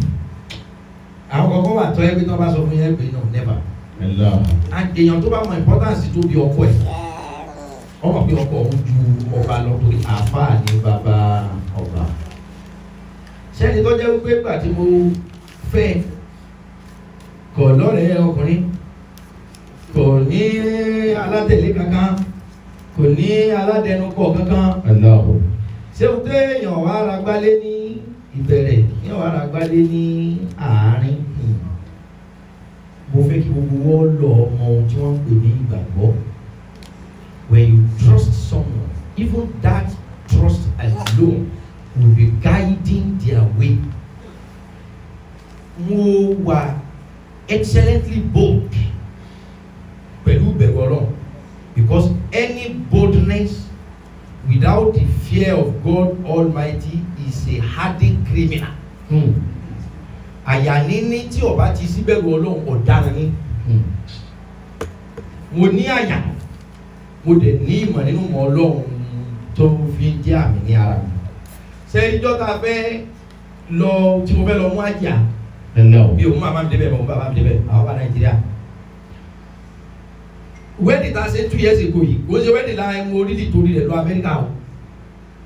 Wá sí ni o. Léyìí ta mo tó lọ tí mo fi ṣe wedding ní 2 years ago. Tó kò ṣe wedding ló gbé mi lọ Amẹ́ríkà o. Wá sí ni àwọn Ọlọ́run kan sọ̀rọ̀ bẹ́ẹ̀. On the 9, àti wọn la before another trip ní as a ceremony. So on the 9 mo kó Nigeria December 9. Mo wà ní London that same night, so mo kó London. Mo sáde Dallas ní on the 11 or so. So ó ní èèyàn wa kan Alhaji Idris Padla ní Dallas. Mo pè wọ́n, mo ti inform àwọn náà pé bí alágbàlagbà yìí sọ̀rọ̀, àwọn bàbá rẹ̀ náà ti sọ̀rọ̀ lórí fóònù àti ti conclude nígbà tá a rí ra nígbà bàbá yà àtijọ́ sọ pé mo kàn fẹ́ tún fẹ́ wá mo fẹ́ wá jókòó tí family wọn lọ́rùn. Mo wá lọ síbẹ̀. I follow what I like and I pursue what I want. And I do always get it. Lágbára Ọlọ́run àtàbí Ọlọ́run ti bẹ lára yóò mọ̀ ṣẹ́ bẹ́ẹ̀. Bàbá wọn délé wọ́n jọ yẹn, bàbá wọn jókòó wọn ẹni yẹn ní kan mú lẹ́yìn Alhaji Idris. Àwa sọ̀rọ̀ wọn ní kí lẹ fẹ́ báyìí la fẹ́ gbogbo ọ̀rọ̀ tá a ti jọ sọ náà ni. Wọ́n kàn ní kí n wá yọjú sí i. Kí làwọn afẹ́ kan ẹ jẹ́ àṣẹ nìkan yìí wọn. Mo ní tíkẹ́ẹ̀tì mi padà sí Nàìjíríà dẹ̀ ní on the 29 December yìí ni. Ká tó lọ ẹ jẹ́ àṣẹ òkú àṣẹ. Mo lọ ní ṣe wẹ̀. Mo ṣe ọ̀dà pé ọ̀dà no. Àwọn náà ní mọ̀lẹ́bí, àwọn náà torí bàbá wọn láìkì mi gan. We relate as friends, like we are so close. Wọ́n bá ní ká padà wájọ́ kejì, àwọn òkè ògbó family pé àwọn náà wá lo agbára fún mi pé bọ́ọ̀ bá lọ lọ́dún 29 problem ti ẹ̀ lọ. A fi ìyàwó sí January 5. Mo ní òkè mo ti gbọ́. Mo lé ẹjẹ́ mi ní òkè ògbó àwọn family mi tó wà l'Amẹ́ríkà because a ní family rẹpẹtẹ. Màmá wọ kìkì adé ní New York, àwọn èèyàn wa ní Ohio, àwọn èèyàn wa ní New Jersey, àwọn èèyàn wa ní Miami, àwọn èèyàn wa ní Dallas, ní Houston. Wọ́n ní láti contact wọn. Àwa padà sí hòtẹ́ẹ̀lì mi pẹ̀lú Alhaji Idris. Wọ́n á sọ pé bàbá yẹn náà fẹ́ fagbára hàn pé on the 5 yẹn pé wọ́n fẹ́ lo fún àwọn afárá pé wọ́n fẹ́ padà lọ́dún 29. Ó ní ẹja wa náà tó lọ lo bá a ṣe tó. Ká fi wò ó bóyá àjọ gbàtara wa àjọ fẹ́ lù sí ara wa. Ẹja wa náà tún padà lọ́lọ́ la pé on the 5 yẹn o. Àwọn mọ̀lẹ́bí tèmi náà di láyé on the 6 la fẹ́. Abátú padà lọ́jọ́ kìí. Kí ni ìyàtọ̀ fáwọn èjì? Wọ́n láì sọ mi láì. Abátú padà lọ́jọ́ kìí pé bàbá 75 rẹ̀ wọ́n láì bíṣọ̀ ti rẹ̀ pé àwọn ṣe báyìí. Jẹ́ kí èmi náà wò bóyá bí àwọn òṣè fẹ́ lù sí ọmọ yìí, àwọn náà fẹ́ lù sí. Àwa náà tó ní fẹ́. Sáà on the 6 làwa náà on the 6 àwọn náà kú ogun mọ̀lẹ́bí. So typically with love and by the grace and to the glory of God Almighty, in connection with both family, I and me alone was the sole person that picked on the 6th of January to be our wedding day in Dallas, Texas. And I love the family, I love my wife, I trust him, I trust her more than anything. All right, thank you. Trust him, last one. Eléyìí ẹ̀yin àfa wa àmì tẹ́ ẹ bá dá sí náà ẹ bá dá sí torí tíìmù tá a fi ṣe tá a ṣe lé ẹ dákun ṣé ó lẹ́tọ̀ọ́ àbí kò lẹ́tọ̀ọ́ ká kọra wa tá a bá ti fẹ́ra wa lágbára ọlọ́ ilé yóò ní rí bẹ́ẹ̀ o ẹ bá ń gba sáré náà kó lẹ̀ lápá àwọn tí ń divorce ṣó lẹ́tọ̀ọ́ nínú Kùránì ó lè divorce o lè má divorce o ẹ kàn educate wa díẹ̀ bó bá ṣe yé wa. Well, permit me to speak in Yoruba language. Yeah, Sure. you can mix it for others too. Okay, I'll mix it inshallah. The truth behind this is that there is no lie. You can see in management cuts across several disciplines. That is why we have waste management. Waste in tí ò dá ni, ṣùgbọ́n tó láti manage yẹn. Kò sí bá ti lè ṣe. Nínú ẹnìkan kọ marital ìwé kan lọ́dọ̀ side men ló kọ̀ bí yẹn. I could remember vividly. He said, tẹ́ bá ní relationship kan tí wọn ò ní ìjà rárá, ẹnìkan parọ́ fẹ́ nìkan ni, kò sí bó ti lè pẹ́ tó. Tẹ́ bá dẹ̀ wo ṣé ní bọ́lọ̀ tí ń bá ìṣẹ̀mí ọmọ ẹ̀dẹ́ èèyàn bọ̀. Látòrí ànábì Ádámù kò sẹ́yìn wá aṣọ Ádámù rọ́gbà wò. Sẹ́yìn ànábì Ádámù sẹ́wọ̀n á máa ṣẹ̀ra wa. Ṣùgbọ́n a máa manage situation. Báwo la ṣe fẹ́ manage ẹ̀? Òun Islam wa sọ kó fi gbé ọ̀rọ̀ tọ̀ lákàlẹ̀. Ọlọ́run fẹ́ kẹ́ni kankan kú dànù lásán. But the truth is this. I wanted to ask a question, but however, Go ahead. Aji has answered their virtually. She has answered a lot of what's the question now, right? Because Wallahi. Hadisi kan ni Aji ń kà o lórí bí kí n ò gbọ́dọ̀ síwájú o. Kí ni kàtà jíde òtújá aka? Ihfazillah tajidu tujahak. Tó bá ti gbé Ọlọ́run síwájú wáyé gbogbo tó kò ti tán. Sẹ́ríkà níjà kò ní sí ti ń jẹ́ bẹ́ẹ̀ ṣùgbọ́n Islam make provision. Owó ìta àfi ń ṣe nìka tó bá yẹ bí Islamically. Tá a bá follow process yẹn, kí nìka yóò tó ṣẹlẹ̀ yóò pẹ́. Kí tọ́lá kan tó ṣẹlẹ̀ yóò pẹ́. Tá a bá yẹ follow several processes tọ́lọ̀ gbé kalẹ̀. Á bí wàlíyù bí, wàlíyù làámọ̀, àwọn tó ń bọ̀ ọlọ́pọ̀, àwọn ẹlẹ́rìí, àwọn agbá, kíní yẹn ti pọ̀ gan. Kẹwàá tó gba process yẹn padà kí mo fẹ́ kọ́ ìyàwó mi yóò lágbá díẹ̀. Ọlọ́run tó wá ní tẹ́ bá fẹ́ kọ́ ìyàwó yín, there are several processes. The first one is that إذا طلقتم النساء فطلقوهن لعدتهن. Obìnrin tẹ́ fẹ́ kọ́ yóò ṣe ìdá lé. Ìdá yẹn ni pé yóò lò 3 months.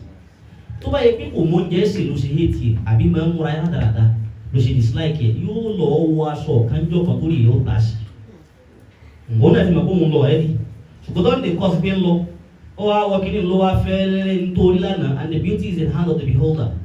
Nítorí lánàá ó kàn fún àpìlì tí ẹni pé ẹ̀rí ọmọ àkẹ́sà wa ń bí ìjà yẹn ju rẹ̀.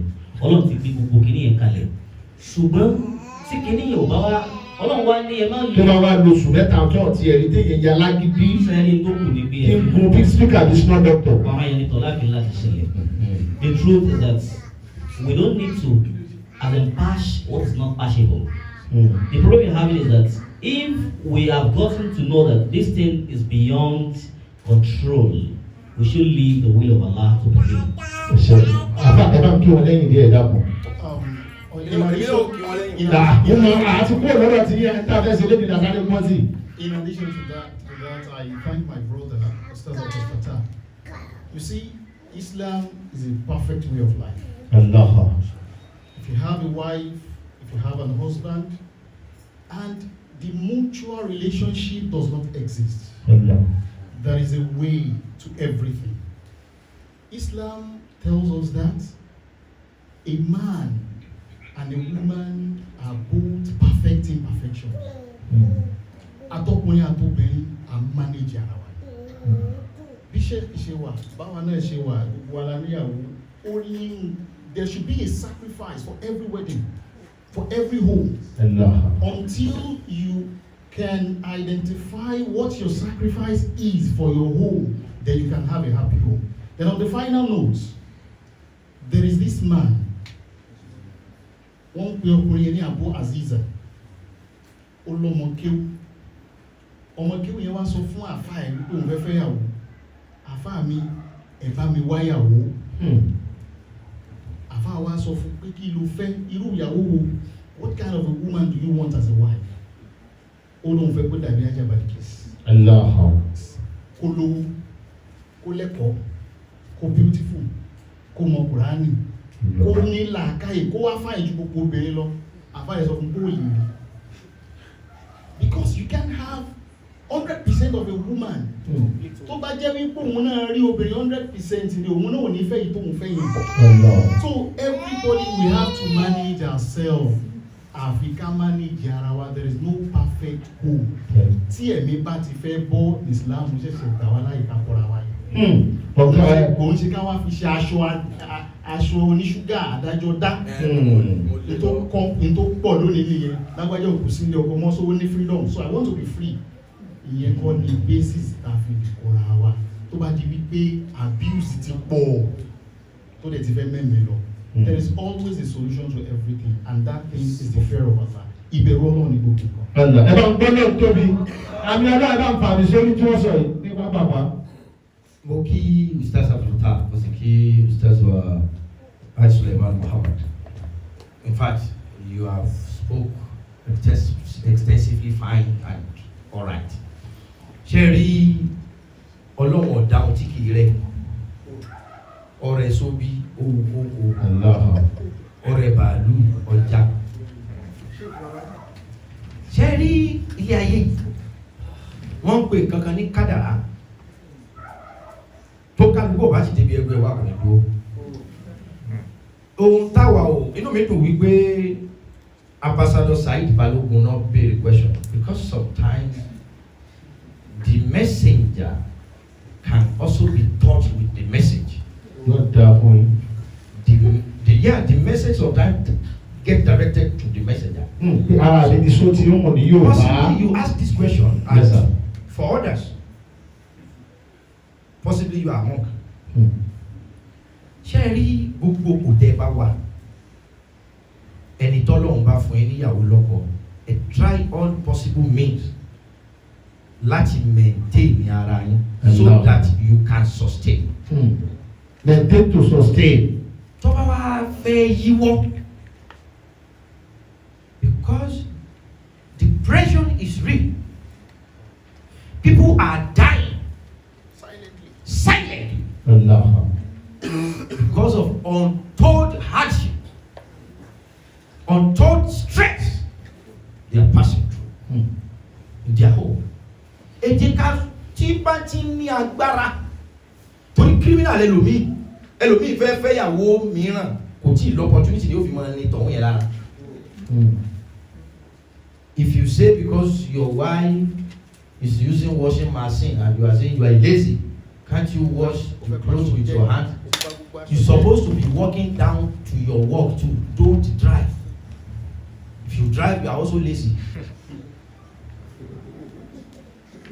Àwọn èèyàn kan wà tó kí wọ́n wà kan tó fi kẹ́wọ́ kí n tán a ti gbọ́ nínú sítórì rí tí ọkọ ìyàwó ní kí o lè wálé kọ́ wá rèpù ìyàwó wọn àwọn mẹ́rin ìyẹn ló fi wá kẹ́wọ́ pé ẹni tí ọkùnrin mẹ́rin kú lójú láyé òun ò ṣe mọ́ olóde ní kọ́ wá. Ó rí bẹ́ẹ̀ kò rí bẹ́ẹ̀ sítórì kan lọ nísìnyí káàkiri ọkùnrin kan tí wọ́n ló kú tó lé nìkan ló bí ọmọ kan fún. Ṣé sometimes èèyàn máa wáyé tí ò ní wáyé pé kó jèrè ọkọ bẹ̀tì kó jèrè ọmọ. Ó ti bímọ. Problem ọkọ ti wá dé. Àbá ẹ bá tún sọ dáadáa. Àwọn kan wà tó máa ń wáyé tó jẹ́ pé reward wọn lára ọmọ ló wà kó sí lára ọkọ. Wọ́n á jèrè ọmọ ni wọn ò ní jèrè ọkọ. O ti wá bímọ yẹn ọkọ wa ń fún ẹni problem wá láfi kó o kú síbẹ̀. O ò lè jèrè rẹ̀ kò sínú èrè tó fẹ́ jẹ ọmọ tó ti bí yẹn lèrè tá a fẹ́ kọ́ jẹ àwọn ni wọ́n kọ́lé wọn ra mọ́tò fún ẹ. Ṣẹ́ẹ̀dẹ̀ ní kíní kan wà ẹni tí ó fẹ́ méjì ò ní fẹ́ mẹ́ta. Inú mi dùn we are all Muslim. And we read Quran, we know much about this Islamic doctrine. Èèyàn tó bá máa fẹ́ yàwó méjì ẹ gbàgbé kò ságiri tó máa ṣe afẹ́. Èèyàn tó bá máa fẹ́ mẹ́ta kò sí ìjà tó lè jà afẹ́. That's not. Ṣé wàá mọ̀ wípé kì í ṣe gbogbo obìnrin náà lọ́lọ́run yan àyànmọ́ ọkùnrin kan fún? Until we believe that. Ṣé ní ká jà kò sọ pé ká bínú, a lè bínú láì jà, a lè jà láì bínú. Àìmọye ni tó ń tún káàlì sí tọkọtìyàwó tó bá dẹ̀ tún lè dá pàtí àbí graduation wọn. Ẹ lè mọ̀ pé wọ́n ti túká. Wọ́n jà ní wọn ò bínú.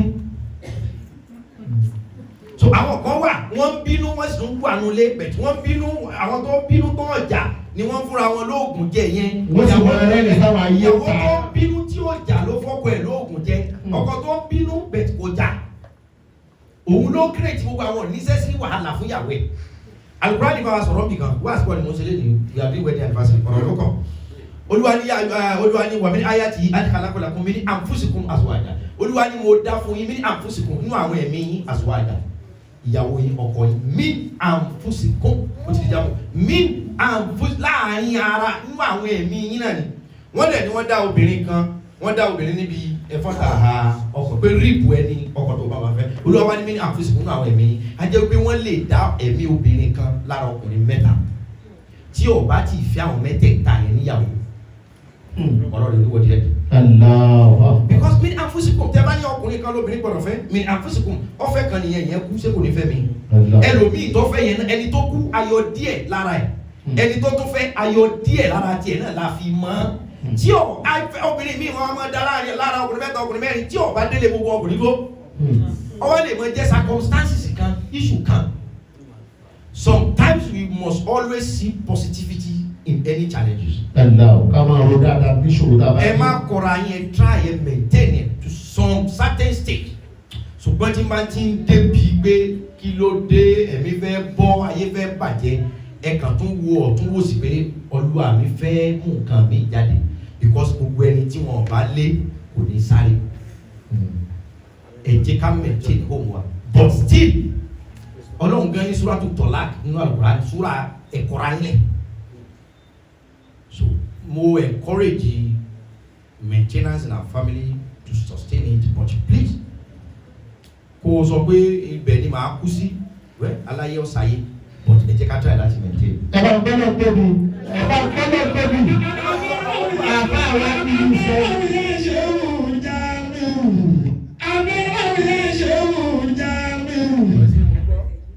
Ṣé rí táwọn àbá wa sọ tí mo kó jẹ jù? Wọ́n ní ẹ jẹ́ ká mú lẹ́yọ̀ kọ̀ọ̀kan. Ìwọ tọ́lọ́ bá kọ ìyàwó ẹyọ kan mọ́ tọ́lọ́ lọ fẹ́ mẹ́ta wọ́n wá ní tiẹ̀ ta ẹ rárá rẹ lọ tara rẹ o. Ẹyọ kan ní ọdún ó lé. Ẹ tọ́lọ́ bá sì ní ó níyàwó mẹ́ta bó bá lóun fẹ́ méjì òṣèré àṣà ni. Circumstances ni. Ẹlòmíì sì rèé kí lè lè tò kíkú má dé lọ́nà ṣe ní ẹdúró lọ́tọ̀ọ̀tọ̀ oyè ọlọ́run àǹfà kan ní tọ́ba ní kóun ṣàdúrà kankan tọ́mi ṣe báyìí kó rí báyìí á ní àwọn àṣàlásí wọ́n ṣe yẹ̀yẹ́ yẹn fún mi pé má bínú àkọ́kọ́ béèrè ntọ́lọ̀ nǹkan mọ́ ọ̀nà ká tó ṣàdúrà ntọ́wù ọ wà ntọ́lọ̀ nǹkan mọ́ ọ tó wù wá ó wà ní wedding náà ẹ̀yin àfa wa kọ́lọ̀ jẹ́ ẹ̀pẹ́ fún wa inú mi dùn ẹ̀rí nísì tí mo ṣe jòkó bí àríkọ́pọ́n ló jòkó àwọn tọ́lọ̀ ń fọwọ́ sí èmi tó dùn lẹ́rí ntáwọn náà ti là kọjá ẹ̀rí o ọlọ́run ojú ọmọ wa dùn fún gbogbo wa jù báyìí lọ ẹ̀rí bá gbàgbà eléré oní sinimá àwọn mẹ́ta lọ́nà gbáyélé lọ́wọ́ àwọn àfáà wa ní ẹnì kíní àwọn ni wọ́n máa ń rán wa létí àná òní àti wọ́n tọ́ la wá sí àwọn eléré sinimá ẹlòmí ò ní kọ́ máa mú tí ò da kọ́ máa yà ò da àṣẹ sinimá tán àṣà ṣèyí kìjánu ó lọ sí wa níjọ́ kejì ọ̀rìn bí apalọ̀ kí lílé ẹsẹ̀ sáàpù fún ṣèyí kí ó ní ẹni kó lọ mọ̀ ṣe káfíńtà kó mọ̀ ṣe fíìmù mọ́. ó ní tí small doctor kọ ní 1940 wọ́n sì ń jó òdìsí lọ́pìn ní ẹ̀jẹ̀ amọ̀ ọkọrin tó lọ́gbọ́n ọmọ mi sí oríire tí ó dára ó ń kọ́ ìyẹn lọ́gbọ́n lọ ni yé máa sùn wọ́n ní ọgbà kó o jẹ́ orí àmọ́ jó lọ bẹ́ẹ̀ ni lọ́lọ́ sí fún wa. wọ́n ní ìwá ṣe anniversary láti lé ní àsìkò ọgbọ́n ìyàwó ẹ DJ mo fẹ́ wo kankan mo fẹ́ tọrọ kan lọ́wọ́ àfa wa tó ju owó lọ sheik àmì ọlọ́run ìyàwó àmì ẹ bá dìde ẹjẹ́ dójú ẹ̀yẹ pé ẹjẹ́ àdúgbò ẹ̀dúgbẹ́ wọ́n pílẹ̀ kan tó bá wọ̀ ẹsẹ̀ lọ́jà fún wa káwọn wá dójú ẹ̀yẹ lọ àwọn kájọ́jú ìyẹ́dúró ẹ̀dá kò ọgbà ìwé ẹ má jẹ́ kí n fò ẹnì kó fún aládùn àtà ìparí tó láwọn kan wò wá wọn la ṣé òun àsìkò ní ẹ jẹ́ ká ẹjọ́ 5 minutes àǹtí mi. àǹtí bó ṣe 5 minutes. ó yàtọ̀ sí níta àti bèrè tẹ́lẹ̀ ní o. alẹ́ ambassador eldoma ambassador saidi ambassador ẹjọ́ bó ṣe 5 minutes àwọn tó bá fi ṣe wà ní family wa bóyá gbogbo táwọn yà lè mọ́ ti sọ ọ́n mi fẹ́ so that ká lè máa lọ àti saidi really respect wa púpọ̀ wọ́n dẹ̀ ti dé látàárọ̀ àti àmì. ẹ káàárọ̀ ìbéèrè tí mo fẹ́ béèrè ẹ sọ̀rọ̀ sókè mà. ìbéèrè tí mo fẹ́ béèrè ìyàwó wa ni pé látìgbà tá a ti fẹ́ tó ti wà nínú ilé wa yìí ǹjẹ́ a rí nǹkan tó ń bà nínú jàbí tó dùn wọn nínú jù ṣé family sùnú sí ṣó dùn ṣó dà wọ́n fẹ́ kọ́ dáhùn question yẹn. ìbéèrè yẹn má bínú ó ti dáhùn ẹ̀ ó ní gbogbo tó bá ń ṣẹlẹ̀ bí òun ní kọ́ náà ló fà ó ti sọ́lẹ̀ kan ṣùgbọ́n dáhùn.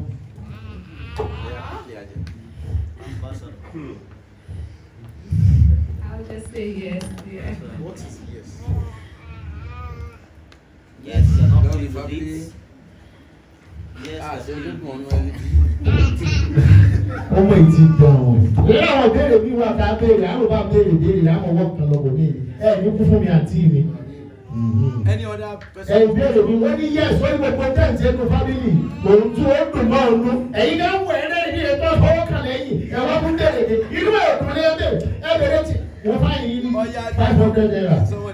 Yeah. The questions go to Angela. Is there any difference in being single or when you get married and being a motherhood? Can you just explain the difference? 1 minute. Fantastic. Yeah. You're working when you were single, and now that you are married, iṣẹ́ di méjì, àwọn ọlọ́run iṣẹ́ kan, ọmọ iṣẹ́ mẹ́ta pé. 1 minute. Yeah, well, I have to balance my schedule. Yeah, I know as a woman, there's no way how you have to go through all the stages in life. So from a lady, when you know that you're married, then the responsibility comes 2. And when you have a baby, it becomes 3. And when you work, and then you have other personal things as well. So I try to balance my schedule. And I don't procrastinate in things I do. When I want to get things done, I get it done. And also, I'm also a student as well. So that also taught me more on, being a mom as well. Because when you are a student, you've been given a certain task. And you just don't take one course in school. You take multiple courses. So, and each multiple courses has different instructor with different characters. So if you can balance all those instructors with the time and the tasks given to you, then I believe you can balance them out. Ẹ bá mi fún ẹ bá ń gbọ́ lọ́ọ̀ tóbi. Ó lóun ti ìgbà tó ń single òun tó. Ìgbà tó ń sì ti lọ́kọ ẹ̀. Ẹ̀yin náà sọ ó lọ́kọ òun làbáísà òun. Àbí ọlọ́run ti wà bó ṣe ń to gbogbo ẹ̀. Ó lóun sì ń to ọlọ́run fọwọ́ sí ń bára wọn. Yóò bára wọn kalẹ̀. Tàbí tó ní ìbéèrè ẹ má bínú. Ó ti tán. Ó ti tán. Ẹ ṣe bóyá ẹ wá jẹ́ ká dìde DJ. Ẹ ká dìde DJ. DJ ó dàn.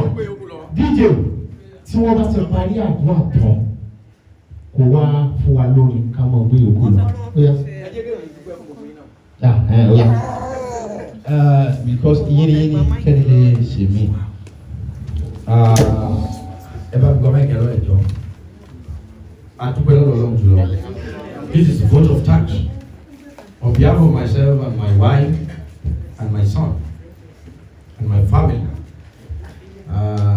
We appreciate all of you, right from Ambassador Said Balogun. I know you have a lot of schedule for today. I just use that divine authority to command you, and you yield into my time and order. May God Almighty continue to bless you. Amen. I sincerely appreciate you. Back to Temitope Adekunle Samuel, popularly known as Small Doctor. You are one of us from 80s, and we love you, and we count you typically as one of us because you are. Thank you for being there always, for showing the respect. Thank you. God bless you more. Back to Ustaz Muhammad Oladimeji.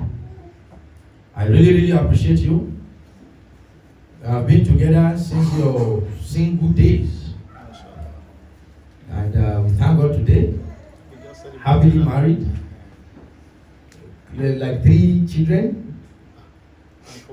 And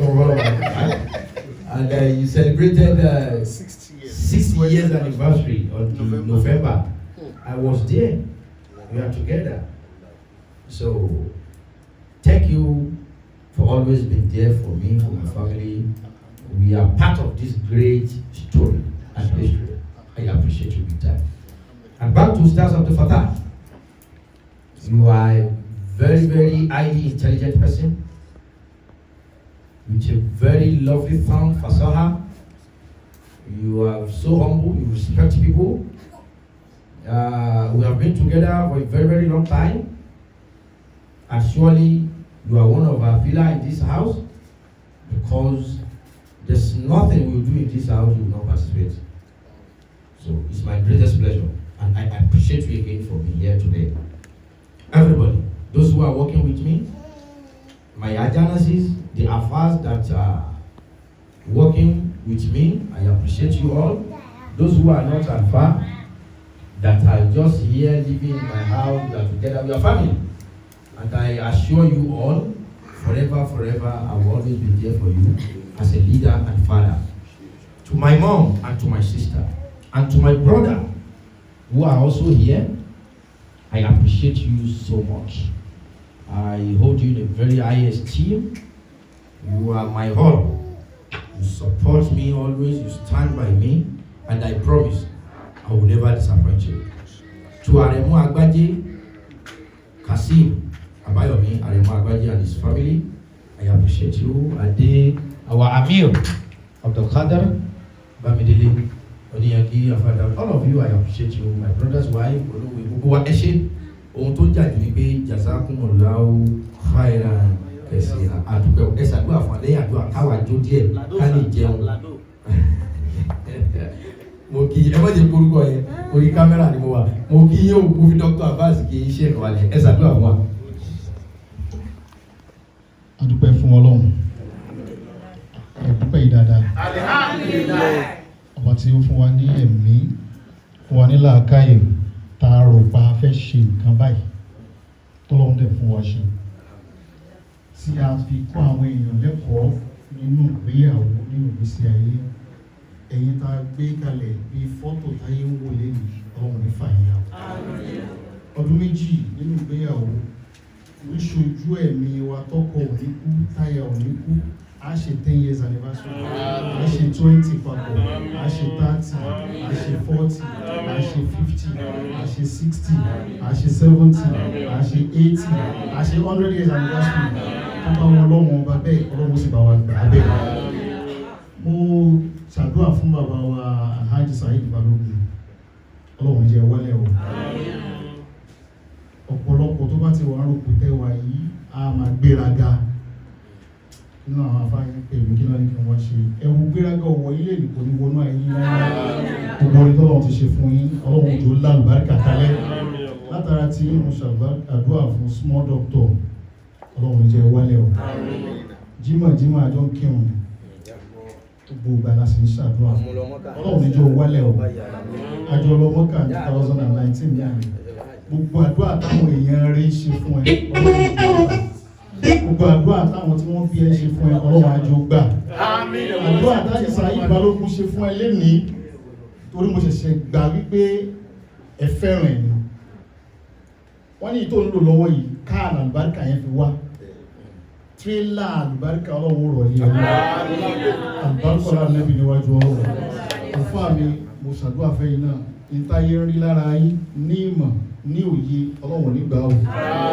gbogbo onúlé àmì ọlọ́run kò ní dá oró gbogbo olólùfẹ́ àmì ọlọ́run ẹ̀ní wówó tì ẹ̀ní wọ́lá tì a ti kó ọmọ kìíní nínú ilé yìí àkó méjì àkó mẹ́ta àkó iye tọ́lọ́ nǹkan pẹ́ẹ̀bì gbogbo wọn ni ó sì wá yáre Rabbana taqabbal minna innaka antas sami'ul alim gbogbo ọmọ ẹnì kọ̀ọ̀kan wọn náà wọ́n jọ wọn lábàjọ́ Rabbana taqabbal minna innaka antas sami'ul alim وتب علينا يا مولانا انك انت التواب الرحيم ربنا انك جامع الناس ليوم لا ريب فيه ان الله لا يخلف الميعاد ربنا هب لنا من ازواجنا وذرياتنا قرة اعين واجعلنا للمتقين اماما فاتحة بسم الله الرحمن الرحيم الحمد لله رب العالمين الرحمن الرحيم مالك يوم الدين اياك نعبد واياك نستعين اهدنا الصراط المستقيم صراط الذين أنعمت عليهم غير المغضوب عليهم ولا الضالين آمين سبحان ربك رب العزة عما يصفون والسلام على المرسلين والحمد لله رب العالمين جزاكم الله